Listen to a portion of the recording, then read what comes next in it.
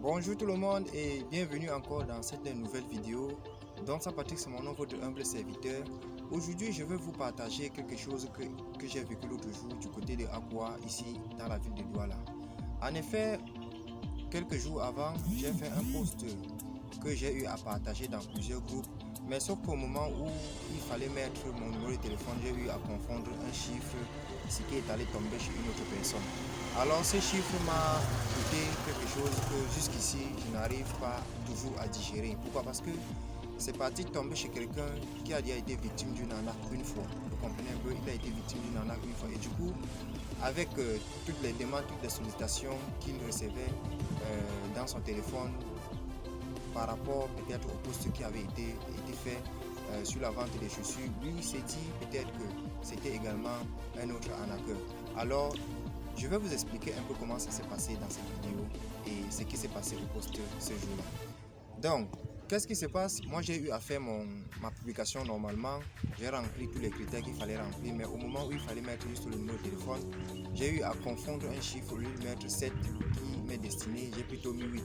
Et il s'avérait que ce numéro-là, nos numéros en fait se ressemblaient. Du coup, ça a donc créé un peu cette petite panique-là à son niveau. Et à chaque fois, les gens ne faisaient que le téléphoner, l'écrit et tout ça. Bon, lui, il s'est senti un peu gêné, quoi. Bon, je ne sais pas trop déjà dans quel business est-ce qu'il fait, mais une chose est sûre, il est allé se plaindre à la gendarmerie. Ça, c'est d'un. Et de deux, comment est-ce qu'ils ont fait pour mettre la main sur moi?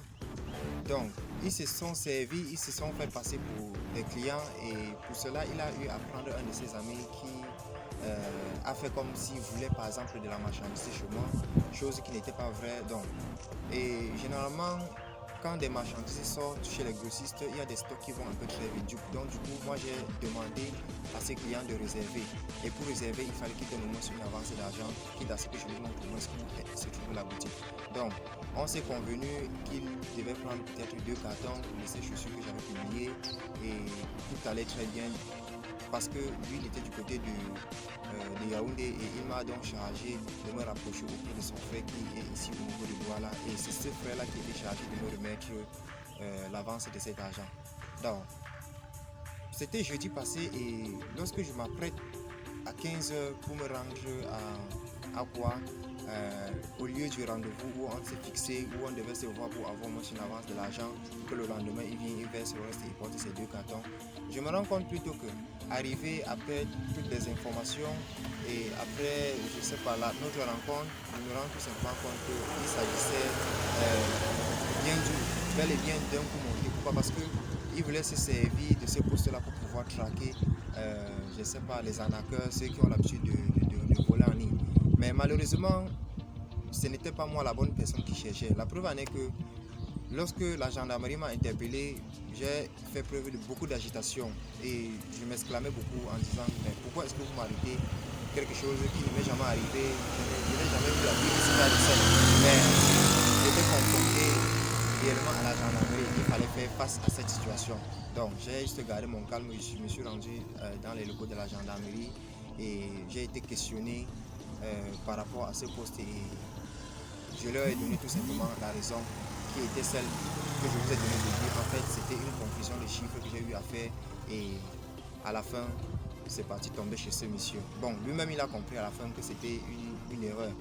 Et ils m'ont posé la question donc de savoir comment est-ce que je vais savoir, comment est-ce que nous allons faire pour savoir que ce que vous dites est vrai. Je leur ai fait tout simplement comprendre en leur donnant même certains secrets de mon travail qui est destiné à la vente en ligne. Et après avoir passé quelques temps au poste, bon, ils ont compris que c'est une affaire qui ne pouvait pas aboutir étant donné que moi j'étais clair dans mes esprits. Ils m'ont tout simplement relâché.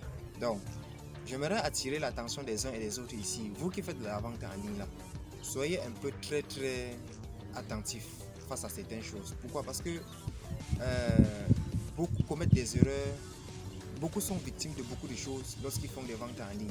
Mais ils n'apprennent pas de leurs erreurs pour pouvoir, je ne sais pas, faire grandir leur business, pour pouvoir faire avancer. Comment faire pour pouvoir avancer? Mais beaucoup passent le temps parfois à maudire ce business, soit disant qu'il ne marche pas. Tout simplement pourquoi? Parce qu'ils n'ont pas su peut-être prendre la bonne stratégie, les bonnes décisions pour pouvoir faire ce qu'il y avait lieu de faire. Et je vais tout simplement vous dire, ou bien vous donner un peu un autre risque qu'il faut carrément éviter. Pourquoi? Parce que les clients que vous voyez, ils sont d'abord très bizarres. Pourquoi? Parce que on ne fait pas confiance d'abord de un à tout le monde, ça c'est d'un, et de deux, et nous vivons dans un environnement ou bien dans un monde où chacun se méfie l'un de l'autre. Donc du coup, un client peut peut-être vous passer sa commande et il attend à ce que vous veniez sur place avant que vous le déposiez, avant qu'il vous restitue votre argent. Et chose qui est normale, pourquoi? Parce que vous ne vous connaissez pas. Si vous vous êtes croisé tout simplement en ligne, qu'est-ce qui prouve qu'il peut facilement vous faire confiance? Qu'est-ce qui prouve que si toi aussi tu lui envoies la marchandise sans qu'il t'ait déposé l'argent, qu'est-ce qui prouve qu'il va te donner l'argent comme il faut? Donc, beaucoup se retrouvent en train d'entasser pas mal d'objets ou bien d'articles chez eux. Pourquoi? Parce qu'ils n'arrivent pas à trouver un terrain d'entente avec leurs clients. Tout simplement pourquoi? Parce que parfois ils vont apporter la marchandise sur place et ils vont se rendre compte que le client lui ne peut plus prendre, soit pourquoi? Parce qu'il a tardé pour venir, ou bien de deux, je ne sais pas, le client il arrive, la marchandise qui lui avait été présentée, lorsqu'il arrive sur place, ce n'est plus la même chose. Donc du coup, moi j'aimerais encore attirer l'attention des uns ici pour faire très attention quand vous faites, surtout dans les ventes en ligne. Étudier la psychologie du client, et de par la conversation, vous êtes en mesure de savoir si celui-ci peut vraiment acheter ou pas. Dans le cas contraire, séparez-vous tout simplement de cette personne. Parce que je veux encore prendre un exemple ici. Pas plus tard qu'hier, j'ai également un autre client, par exemple, qui ne faisait que m'écrire depuis l'autre jour. Ça fait peut-être une semaine, il ne fait que m'écrire. Bon, du moment où on a trouvé un terrain d'entente qu'il fallait peut-être qu'on passe maintenant à l'action, on s'est donné rendez-vous hier à 12h que je devais aller les livrer la chaussure. Mais pour plus de mesures de précaution, je vais tout simplement prévenir. Dans ce cas, il faut donc me le rappeler à 11h. Ça, c'est pour voir vraiment si lui, il est sérieux ou pas. Alors, j'ai attendu 11h. 11h est passé et il ne m'a pas appelé. J'ai tout simplement compris que c'était un client fantôme. Donc, vous qui faites des ventes en ligne là, soyez un peu très sage. Sachez jouer avec la psychologie du client. Soyez à mesure de déterminer ou bien de détecter si le client veut vraiment votre marchandise, et cela se ressent à travers vos paroles. Donc, je ne veux pas être très long dans cette vidéo, c'est un peu ce que j'ai cherché à vous partager ici dans cette vidéo. Donc, depuis là où vous me suivez, notifiez-moi aussi également en commentaire ce que vous pensez de ces sujets et d'autres problèmes que vous rencontrez vous en tant que vendeur en ligne. Donc, ça Baptiste mon nom, n'oubliez pas encore de vous abonner sur la page et rendez-vous dans une prochaine vidéo. Ciao.